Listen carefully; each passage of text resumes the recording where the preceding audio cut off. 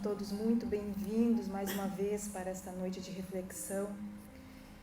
E para iniciarmos então a nossa noite, eu vou ler uma mensagem de Paz Todo Dia de Lorival Lopes, que nos diz o seguinte: A caminho da felicidade. Para percorrer um longo caminho, você não precisa ver toda a distância de uma vez. Basta enxergar alguns metros à frente e ir andando. Assim, para alcançar uma felicidade genuína, integral, você não precisa identificá-la agora, por inteiro, completa.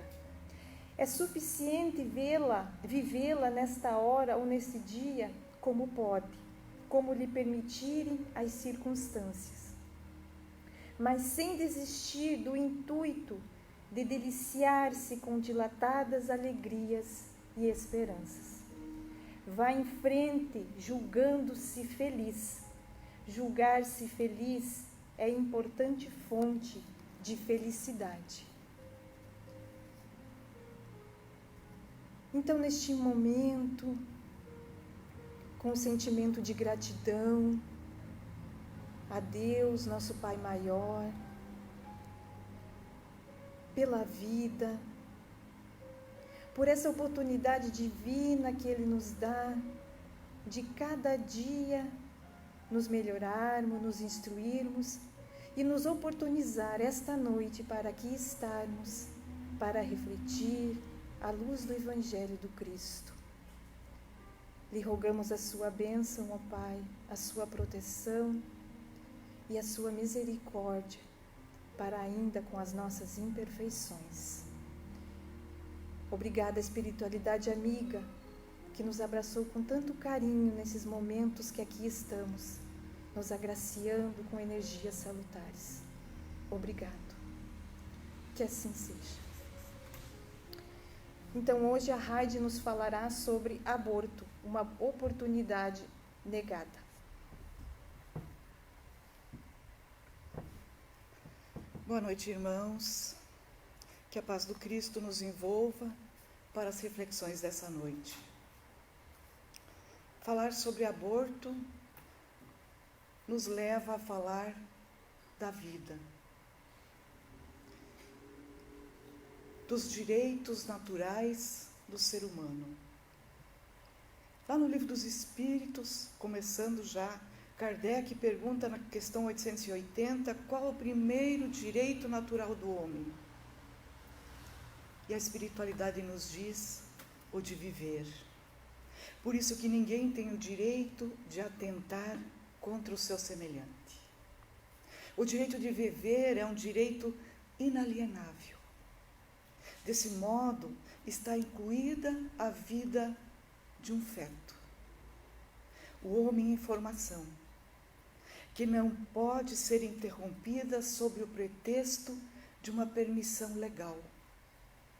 A lei somente é digna de ser respeitada quando promove o bem geral, jamais quando atenta contra a vida. O aborto provocado é sempre uma grande violência. Trata-se de eliminar a vida biológica de um ser espiritual que tinha sido autorizado por Deus para reencarnar. Toda a relação sexual que resulta da fecundação do óvulo pelo espermatozoide é um sinal de aceitação do compromisso dos pais com aquele espírito que deseja nascer. Ainda que os seus pais não tenham um relacionamento estável, ou digam que não seja o momento de ter um filho, o fato de conscientemente se disporem a um gesto, a uma relação, que possa resultar em uma gravidez, é considerado como se fosse uma concessão deles, por intermédio da escolha do seu livre-arbítrio, para que aquele espírito possa reencarnar sobre a sua responsabilidade. A doutrina espírita nos esclarece que a nossa família começa no mundo espiritual. É sagrada e exige de nós muita responsabilidade. Vale lembrar que muitas reencarnações são planejadas com séculos de antecedência, representando oportunidades de contribuir para a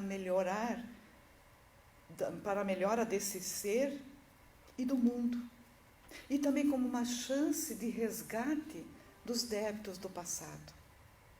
É uma ocasião divina que permite estarmos unidos com aqueles que amamos e que foram designados por Deus para que pudessem vencer essa jornada de evolução espiritual.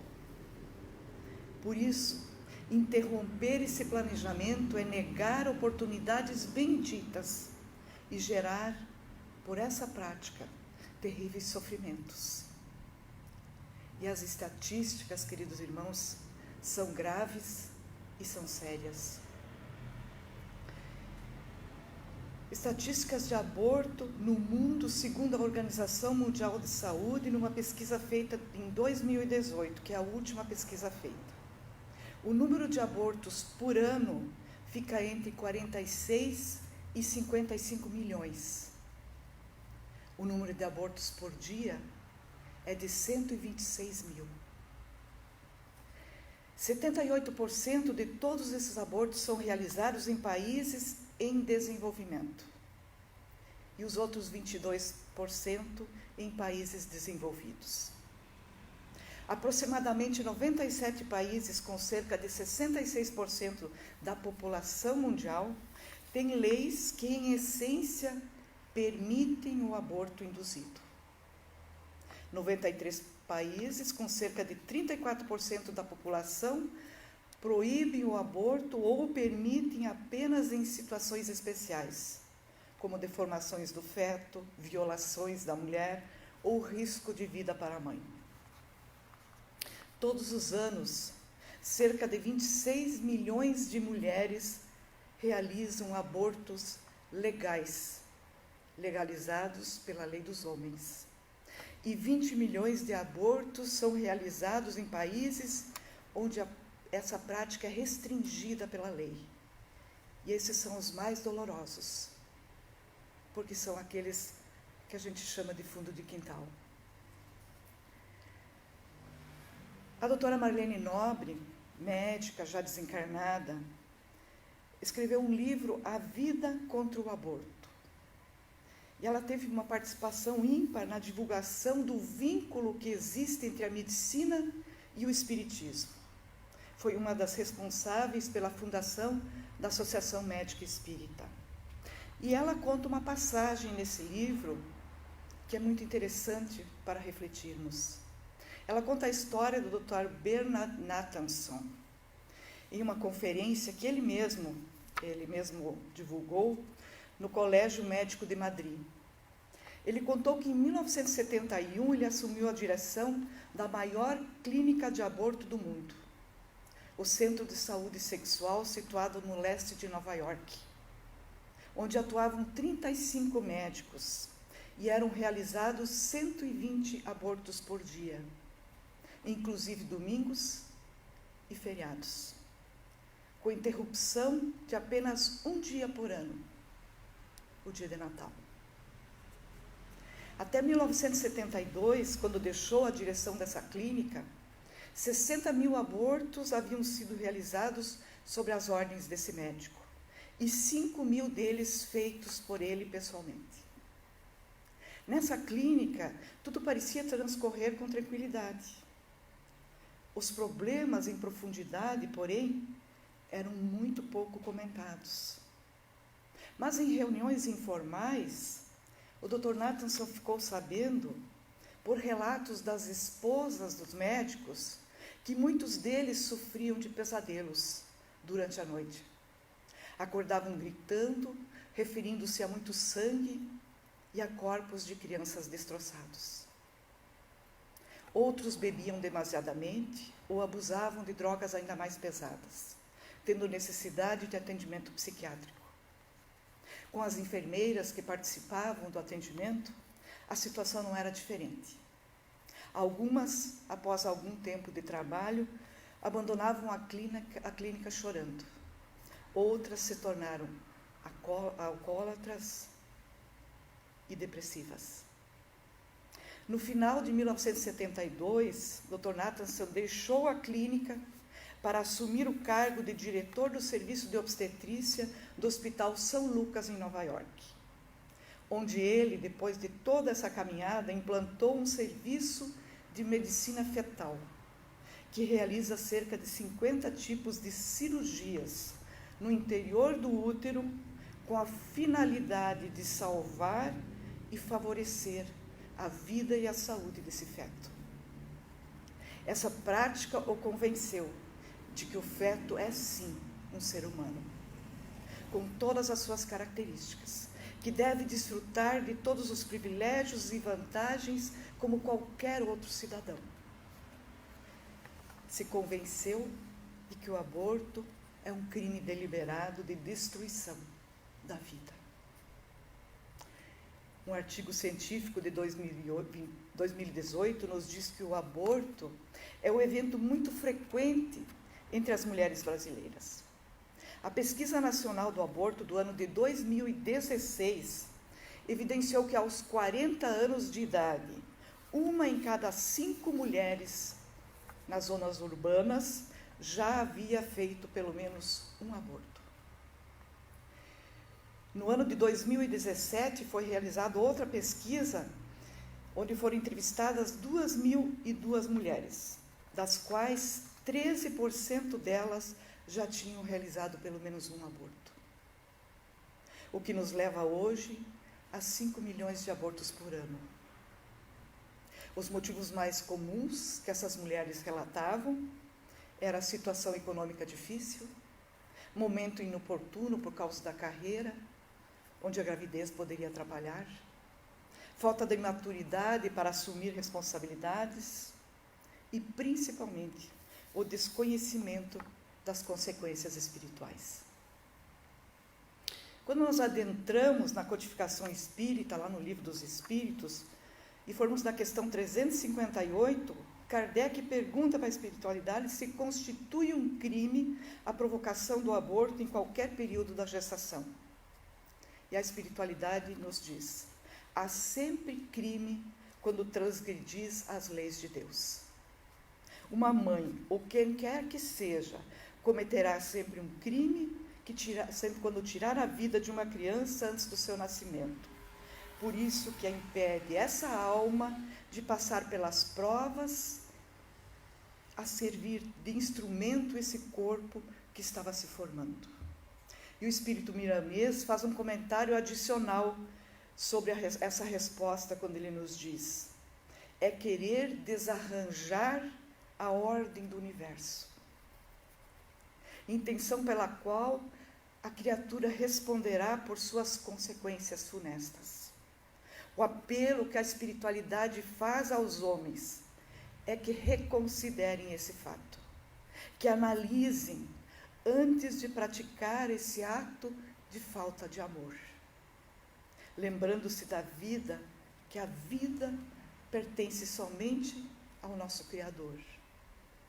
Pretendemos, diz Miramês, que o aborto caia no esquecimento de todos os povos e que num futuro não muito longe ele saia das cogitações dos seres humanos.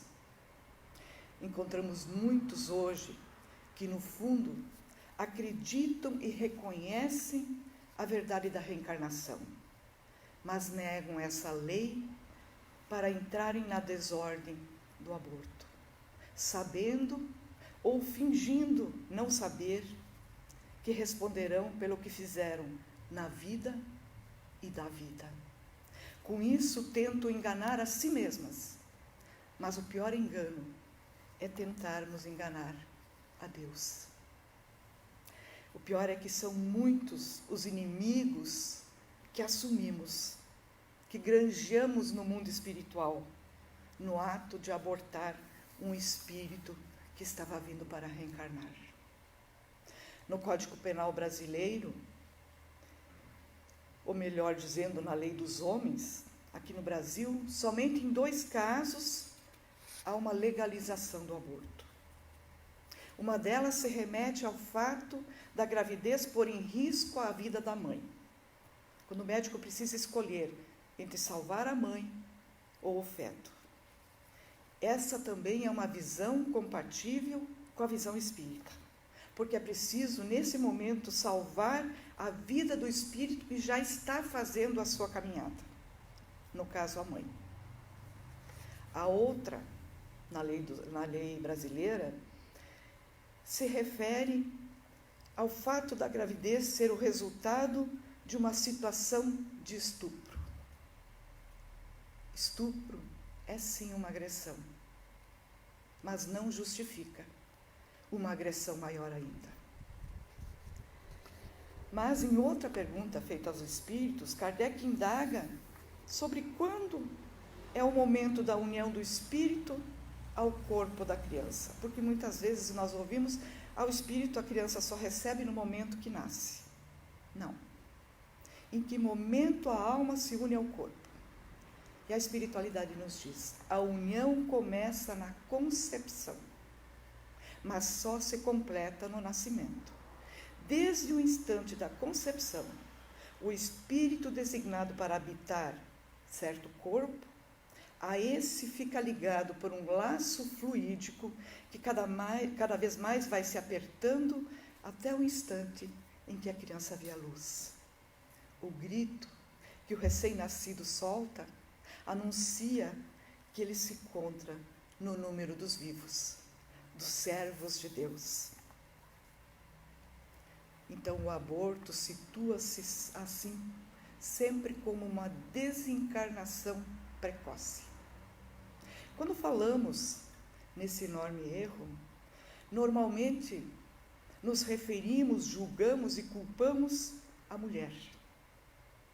E esquecemos de ver com os mesmos olhos todos aqueles que estão envolvidos nesse processo, que de alguma maneira participam desse ato. Mas isso nós precisamos deixar muito claro, que todos aqueles que estão envolvidos estão sujeitos às sanções da justiça divina, que vai atingir não apenas a gestante, mas também aqueles que direta ou indiretamente se envolveram com ele. Aí entram os familiares, os profissionais que executam, o marido que às vezes obriga. Mas segundo os conhecimentos que a doutrina dos espíritos nos traz, não tenhamos essa visão de erros irreparáveis, penas eternas, de sermos condenados ao fogo do inferno. Isso tudo é uma visão medieval da existência de Deus. Aquele Deus que pune, castiga, que não é nem de longe o nosso Pai infinitamente justo e bom. Tem uma mensagem muito esclarecedora de Divaldo Franco, onde ele fala sobre a recuperação da mulher que praticou o aborto, seguindo os ensinamentos espíritas. Ele diz: o espiritismo é essencialmente uma doutrina consoladora. Embora não concorde com os crimes da sociedade, com os nossos equívocos e nossos enganos, oferece sempre a oportunidade do arrependimento e da libertação. Quando Jesus esteve diante da mulher sobre a pena de adultério, ele teve o cuidado muito grande de não a condenar. Porém, ele não julgou, mas também não concordou com o adultério, quando alertou que ela fosse e não voltasse a pecar. Jesus simplesmente não lhe gerou uma consciência psicológica de culpa, mas sim uma consciência de arrependimento. E esse é o primeiro caminho. Muitos filhos de Deus são feridos nessas atitudes tomadas diariamente, pelos mais diversos motivos. E o primeiro ferido é aquele ser que estava vindo, a criança, que sente absolutamente tudo o que está se passando.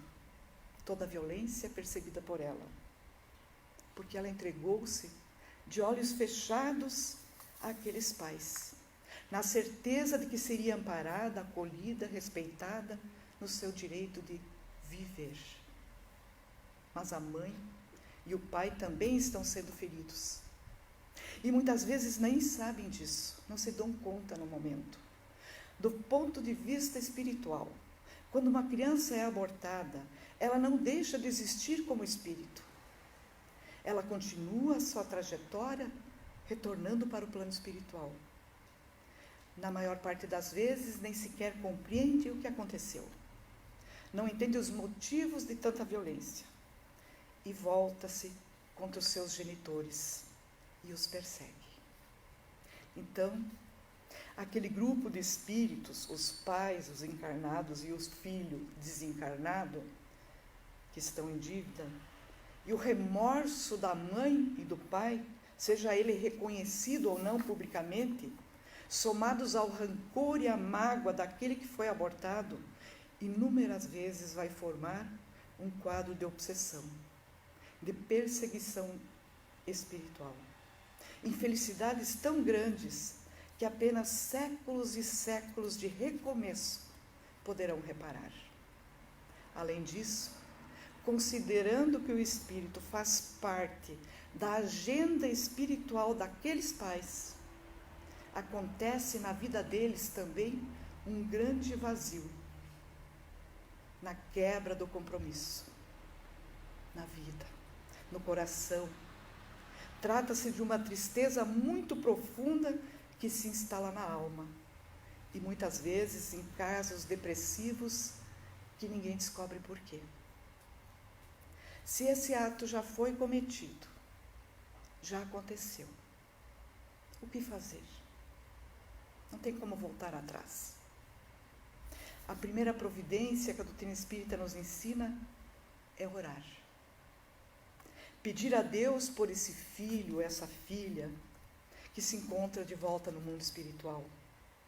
Abrir o coração diante do médico celeste. Suplicar o perdão desse espírito. Rogando a Deus por uma nova oportunidade de reencontro. Rogar a Deus por essa oportunidade. Falar honestamente do sentimento. Criar condições para transformar essa circunstância de dor em uma chance de recomeço. E além desse gesto sublime, é preciso agir em favor das crianças que já são nascidas, que estão aí precisando de amparo, de auxílio. Com cuidado merecido, ampará-las, já que não temos mais esse filho que voltou para o plano espiritual, que recebe a força desse ato de amor, onde quer que ele se encontre. Essas são as oportunidades misericordiosas que Jesus oferece constantemente ao coração humano. Afinal, foi Jesus quem disse que veio para nós que temos erros, que pecamos. Veio convocar os pecadores para o arrependimento. O educador celeste não veio nos julgar, vem nos dar novas oportunidades a cada dia. Que saibamos, então, acolher esse convite à redenção, na chance de ajudar aqueles que estão à nossa volta, que precisam dessa oportunidade também. O Cristo trabalha sempre para que o perdão e o amor prevaleçam por toda parte. Para que saibamos honrar esse divino sinal de generosidade de Deus, que é a vida, o dom maior. Roguemos a Deus por todos os seus filhos, que são, antes de tudo, nossos irmãos. E não esqueçamos jamais das palavras do apóstolo Pedro, quando nos disse que o amor cobre sim uma multidão de pecados. Uma boa noite a todos.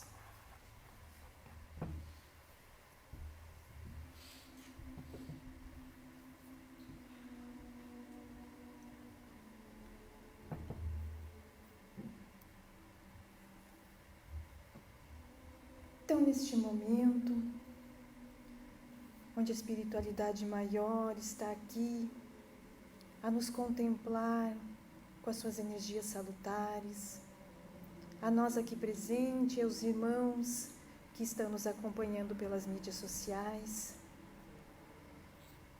Vamos todos juntos, unidos num só coração,